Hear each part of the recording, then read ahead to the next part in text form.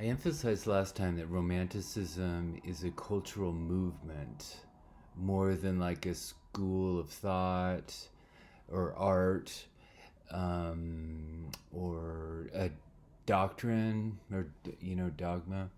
It's a movement. It's an action. I talked a lot about dancing and political action. This is the way in which it's inherited the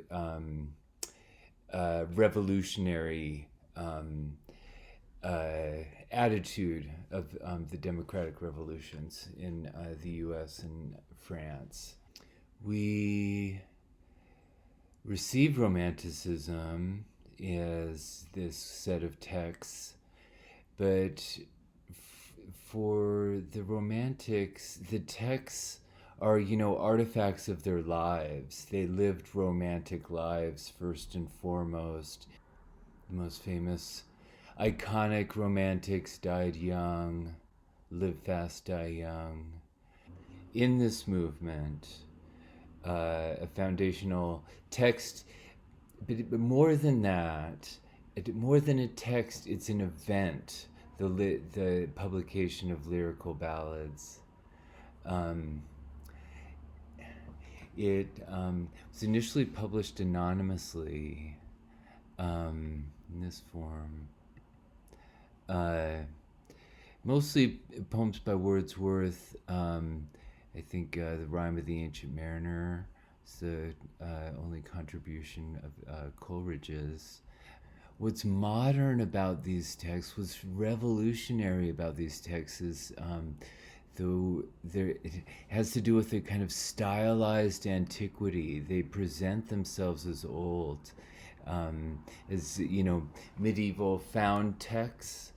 Um, in a way, I think it should be familiar to us. So much of like hipster culture is retro, um, throwback to antiquated styles. It's odd to say, but I think you could compare the publication of lyrical ballads to the watershed piece of popular culture like the Beatles album Sgt. Pepper. I was talking about the Beatles lyrics and their use of sort of expansive use of um, third person pronouns, not just, love songs about I and you, but, he and she and we and they. And using a broader cast of characters, almost a kind of masquerade. Their music becomes a kind of drama. They're impersonating this other act. Antiquated styles of performance. They're making us reflect on history, turning history into a kind of costume. Thereby, I think, giving us a richer sense of what expression, personal expression means, artistic expression means. It's not just about me as an individual. Culture, art, it's a kind of game, a conversation, again, a dialectic. We inherit from the past and add, revise. We find our individual voice. We find our individual voice in the way we inflect, give our particular accent to our cultural inheritance. And another analogy, it's interesting that Sergeant Pepper, its military designation, and this is, came out during the Vietnam War. And as I suggested, the historical backdrop of war, of revolution, is just crucial for the poetic project of lyrical ballads in general. Sergeant Pepper's Lonely Hearts Club. It's sort of like the Salvation Army.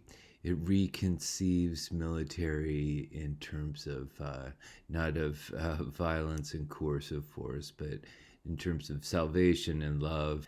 Just as I was saying that the Sergeant Pepper, like lyrical ballad, sort of expands the palette appropriating all these different voices from history, different kinds of idioms and styles of the past, so in a kind of collage, um, making these old-fashioned sounds and musical styles, personalizing them, expressing a very personal, acute emotion in the way these seemingly impersonal, old-fashioned musical styles are rehearsed.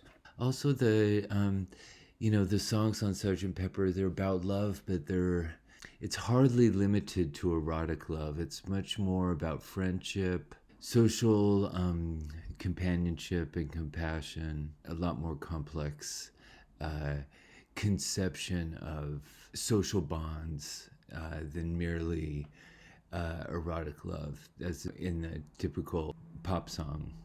And that's very characteristic of lyrical ballads, too.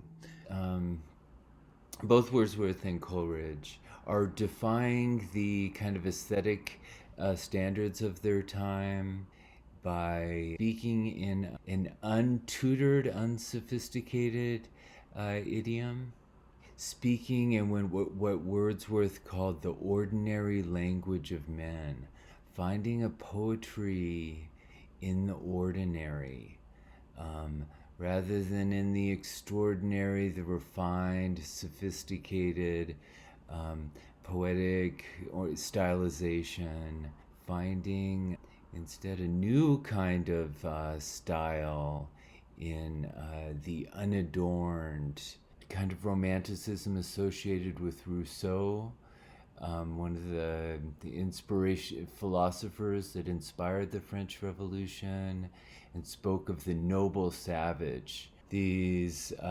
roots of natural expression and community and experience, um, uncorrupted by modern technology, industry, commercialism, and so on. I think that aspiration associated with Rousseau and the noble savage is pretty familiar, pretty comprehensible. Um, but that's kind of just the beginning of the story. What really makes it interesting is the way in which Wordsworth and Coleridge begin from this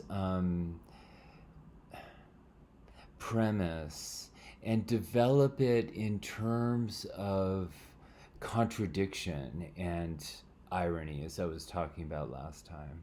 The ironies involved in this project are flagrant and prominent and undisguised. Indeed, there's something very ironic about the title. Lyric and ballad are kind of incompatible genres.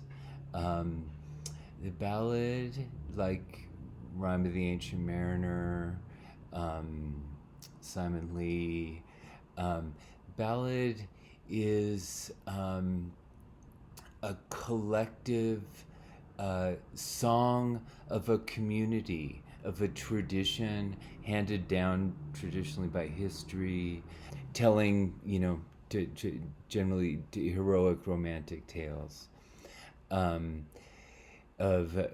history, the stories of, legendary characters. Lyric is, more associated with the troubadour, the individual voice, the individual imagination and erotic passion, and what we saw in Wordsworth last time, She Dwelt Among the Untrodden Ways, is sort of a typical lyric, emphasizing the uniqueness of the voice. Oh, the difference to me, the lone voice of the lyricist. Um, so the lyrical ballad has this kind of contrast, this tension, irony, involving both the individual and the collective. And that's really characteristic of these poems. Um, we Wordsworth often brings us in, introduces us to a poem, like Simon Lee, where it seems like, he's just telling this familiar kind of story of a um, legendary character of the past. Um, but then it gets disrupted. Wordsworth can't, he says, I can't finish this story. The emotion is too intense. The individual lyrical sentiment disrupts the ballad, conventional ballad, and it becomes sublime. We're left with this overflowing experience of grief, confusion, um, uh, confused emotions. The way that the poet doesn't know how to narrate, um, and in other words, we're left with this lyrical voice, very personal. To say a similar thing happens in the Rime of the Ancient Mariner, though it's much more, it has a kind of form of a ballad, narrative legend. The end, it's confused, very personal experience. It's that the wedding guest is sadder and wiser. Doesn't we don't really the What's communicated there is communicated by contradictions and paradox, sort of the breakdown of the ballad narrative, and left importantly to the reader to reconstruct. So the poems become very personal, lyrical experiences for the readers in turn. So there's paradox in the juxtaposition of lyric and ballad. Um, there's a paradox in these guys publishing it anonymously, pretending on one hand to speak so personally, so so to evoke this very sublime, intense intimacy of personal experience. And yet it's very stylized and fake. It's like they're pretending to be these peasants, speak in antiquated style. It's a very constructed kind of naivete or nakedness, rawness. And so the book itself is a commodity. It's a mass-produced literature. It's preparing this experience of raw, authentic emotion, but it's something you can go out and buy in the most kind of impersonal way. I think that's a big aspect, a big target. When I say that romanticism is a movement about action, it's reflective, critically reflective on its own commodification. And again, that seems like something that we have gotten used to and expect from art and culture is some kind of critical engagement with its own commodification. And in a way, this, I mentioned punk, but, and I did other kinds of subcultural movements that mobilize or even capitalize on their own corruption or implication in commercialism in order to actually prepare kind of even more independent experience for the consumer. Like, I think the DIY, do it yourself, is sort of a big element of punk, hipsterism, like do your own clothes, stuff like that. And in a way, it's the the consumer is kind of liberated by acknowledging one's own status as a consumer. Um, just sort of trying to reflect on the power of this text that is also a commercial product.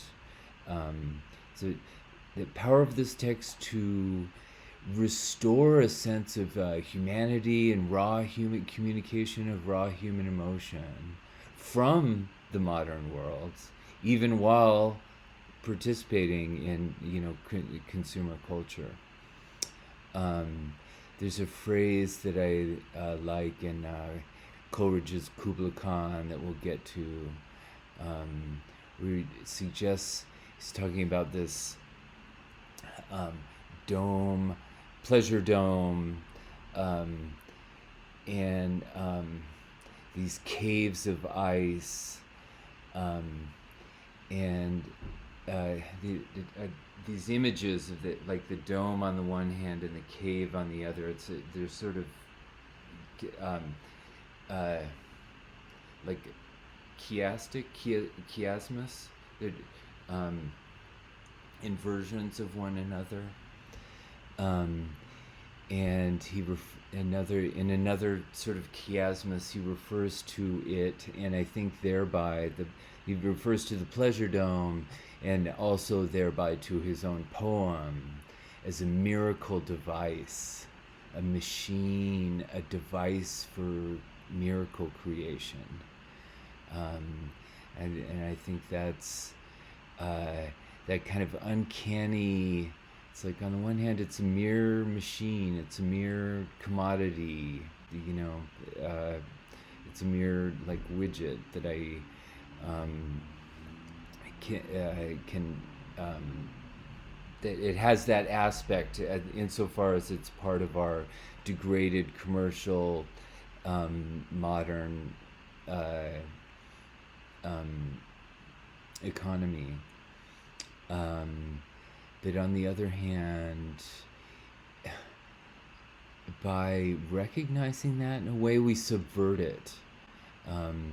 Because in a way, what keeps the commodity consumer culture going is sort of denial that it's just consumerism, but to acknowledge it as consumeristic, and yet insist on the validity of the experience of magic anyway.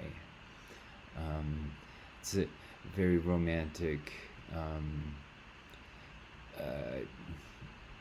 gesture. Like so many of these poems are, they're inhabited by street people, people who are victimized, who have been kind of destroyed by the modern world, by the modern reality of modern, society and industry, and marginalized by that economy.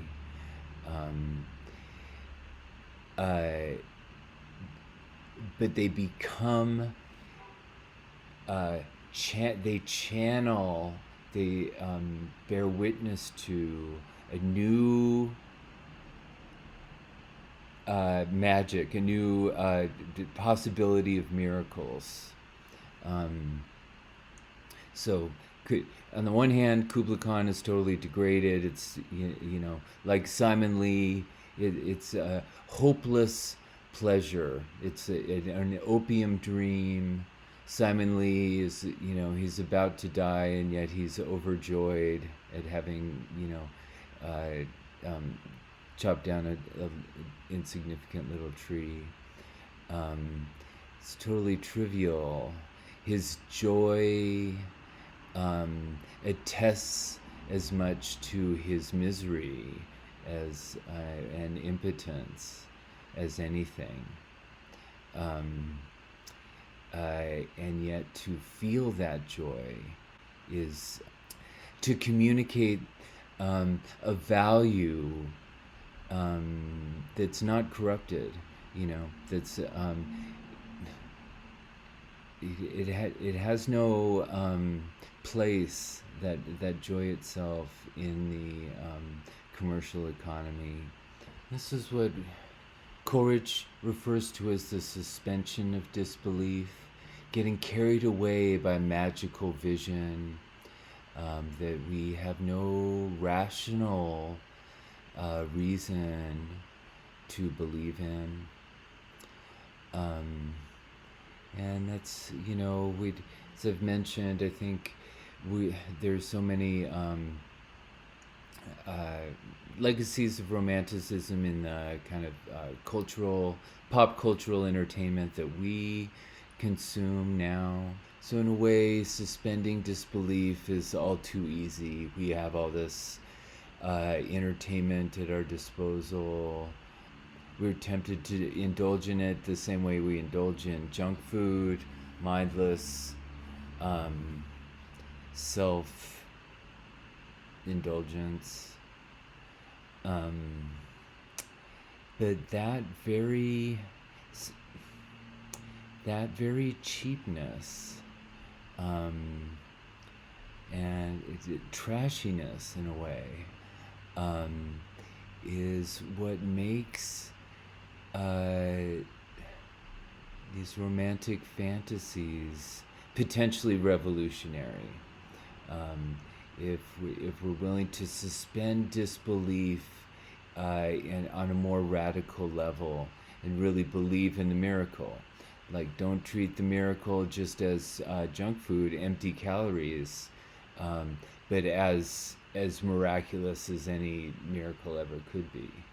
Um, I think that's uh, part of what romanticism is this like salvaging, like um, you just bought a book, Lyrical Ballads. It's just like, a paperback, but that could change your world. That all of a sudden, what seemed cheap, cheap both materially in terms of the uh, commodity that you buy, but also cheap in terms of the language. It's not even fancy language. It's just rural vernacular of these uncultured, uneducated peasants. Um, but that you could take what seemed like zero value and make it the ultimate value. Find a new orientation, just like new moral orientation and aesthetic orientation. All of a sudden, this Lucy, she dwelt among the untrodden ways, this totally marginalized figure, becomes your North Star, becomes the one star that's shining in the sky that shows you, gives you spiritual orientation. There's a kind of dialectic there. The fact that it has no value is precisely what makes it potentially revolutionary, because it inaugurates a new standard of valuation. Favorite metaphor for this revolutionary power among the Romantics is the wind, and the wind is indeed an iconic image for all Western poetry in general. Like the breath, it's a primal image of the music of life, the movement of life. So we've seen the image of the wind, and I wandered lonely as a cloud. I mean, what's fascinating in that poem is, first of all, the wind seems the cause of loneliness, tearing the cloud apart, isolating the cloud. It's a figure of loneliness in the sky. And yet the wind animates the flowers. It's the cause of the dance. So the poem is about taking what first seems alienating, isolating, disorienting, chaotic, and finding music in it, finding orientation, finding identity and community, a host, a home.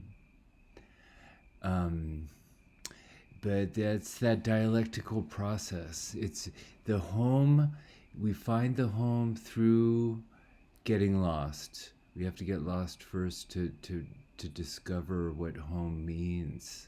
That's what dialectic, that back and forth, kind of yin and yang. Um, and this is a big topic, but it for the Romantics, I think a big part of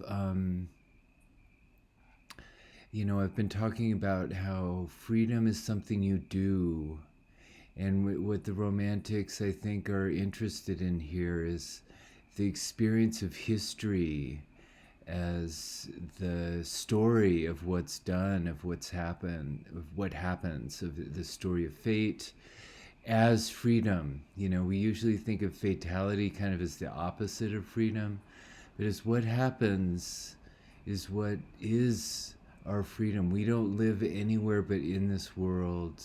What happens, the play of accidents in the world, is the realization of our freedom, our whatever freedom we are to have in this world. So the wind is an image of the spirit of the age, the spirit of time, of history, blowing through us. That's what poetry is. That's what history is. The spirit that of action that makes things happen. And so that's a more, again, complex, intricate idea of freedom, what it means to be free, what it means to be an individual, than our normal kind of simplistic idea of freedom is just, the kind of American idea of don't tread on me, just leave me alone, and then I'm free. I can do whatever I want. That's an empty, abstract notion of freedom. Okay, so finally I want to leave you with the amazing first scene of this film that it in overall is actually pretty mediocre, but it has this amazing first scene based on a novel by Ian McEwan, Enduring Love. It features the metaphor of the wind very brilliantly. And it really ties together the themes that we're talking about here. Insofar as it's about family, it's about social bonds, it's about love, and chaos, metaphor. Don't want to say too much. I just want to the scene begins with a couple, man's kind of laying out a picnic setting.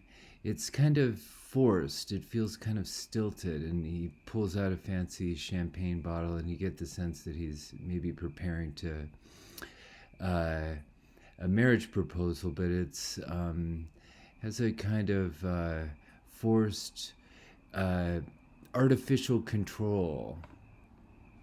An image of willfulness that is not natural. It's forced and an alienated, maybe, expression of love. And then the scene is disrupted by an accident. And I won't say anything more except for just think about the metaphor of not just the wind, but the metaphor of the most simplistic kind of metaphor of love, the heart, big red heart. And the sublime power of nature on the one hand, and of love on the other.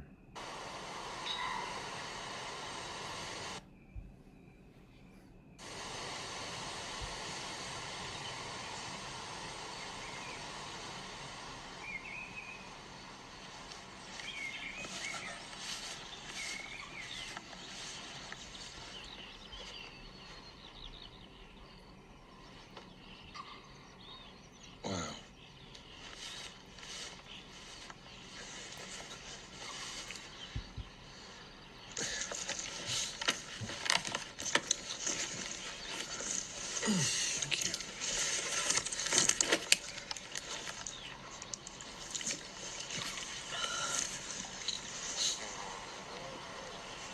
This is bliss.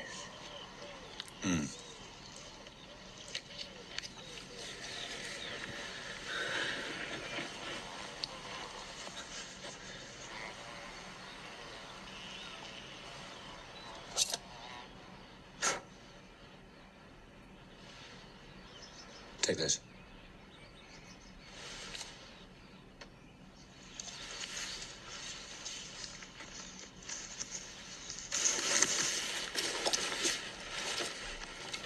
Looks posh. It's the poshest of the posh. It's really difficult.